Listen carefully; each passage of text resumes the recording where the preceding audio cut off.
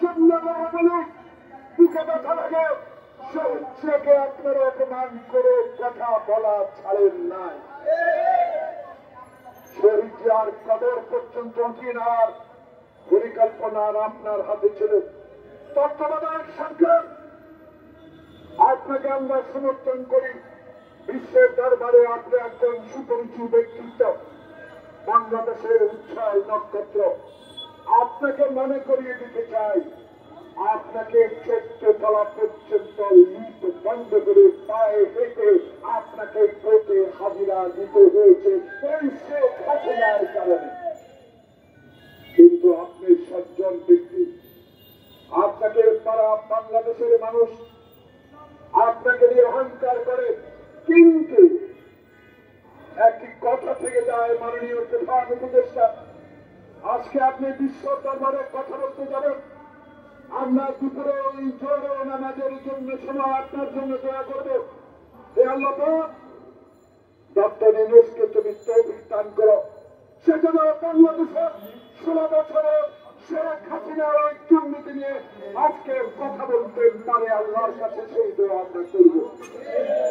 কিন্তু কথা থেকে যায়, এখনো শেখ হাসিনার আবর্জনারা বাংলাদেশের প্রত্যেকের অঙ্গে অঙ্গে ঢুকে আছে।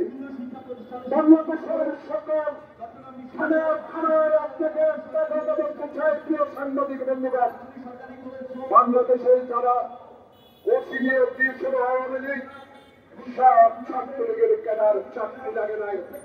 মুক্তিযোদ্ধার নামে 26,000 মুক্তিযোদ্ধা কর্মী দিয়ে বাংলাদেশের বড় বড় পোস্টে তাদেরকে রেখে দিয়েছিল। যারা সক্রিয় হয়েছেন তারা কি করেছেন জানেন? প্রিয় কর্মীরা মনে রাখেন, ভালো ভালো নালন্দে এলাকা দিয়ে বলেন, সেইখানে এখনো আওয়ামী লীগের ওসি আছে। সে ওসি শেখ হাসিনার নির্দেশে বাংলাদেশের 16 বছরে আন্দোলনরত সকল পর্যায়ের যুব দল, ছাত্র দল, স্বেচ্ছাসেবক দল এবং বিএনপির নেতা কর্মীদেরকে সন্ত্রাসী অস্ত্রধারী হিসেবে লিস্ট তৈরি করে গেছেন।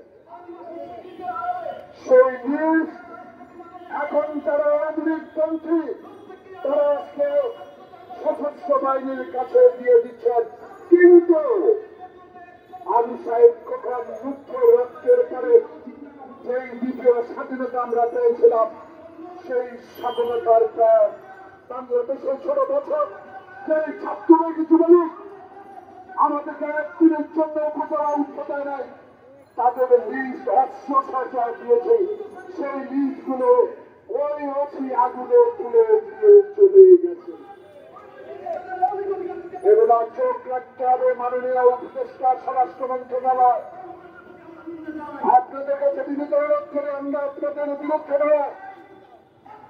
আমারও দলের নেতা তারেক রহমান বলেছে, এই সরকারকে, অন্তর্বর্তীকালীন সরকারকে আমাদেরকে সহযোগিতা করে নির্বাচন পর্যন্ত টিকিয়ে রাখতে হবে। সেই নির্বাচনের মধ্যে দিয়ে 1991 সালে যখন খালেদা জিয়া প্রধানমন্ত্রী হয়েছিলেন, শাহাবুদ্দিন সাহেব ইন্তেকাল করেছে, আল্লাহ পাক তাকে বেশ নসিব করুন। 1991 সালে আমি এমপি হয়েছিলাম। আমার প্রার্থী ছিলেন একজন যোগ্য ব্যক্তি। সেদিন রশি টানিয়ে একজন আনসারকে দিয়ে, একজন পুলিশের সিপাহীকে দিয়ে 1991 সালে নির্বাচন হয়েছে। সেই নির্বাচনে যখন বেগম জিয়া প্রধানমন্ত্রী হয়েছিলেন, আজকের টাকা শেখ হাসিনা সেদিন পার্লামেন্টে বলেছিলেন, খালেদা জিয়া বিএনপি একদিনের জন্য হলেও তোমাকে সুখের সংসার করতে, অর্থাৎ সুখের রাষ্ট্র পরিচালনা করতে দিব না। এইসব কথা আমাদের মনে আছে। 1996 সালে 116 জন এমপি আমরা বিরোধিতা করেছিলাম। সেদিন বেগম খালেদা জিয়া পল্টনের সামনে রাজপথে আপনার অবৈধ কাজের বিরুদ্ধে যখন মিছিল নিয়ে বাইর হয়, মনে পড়ে সেদিন আমি হুইপ ছিলাম। সেদিন কি অপমান যুবলীগ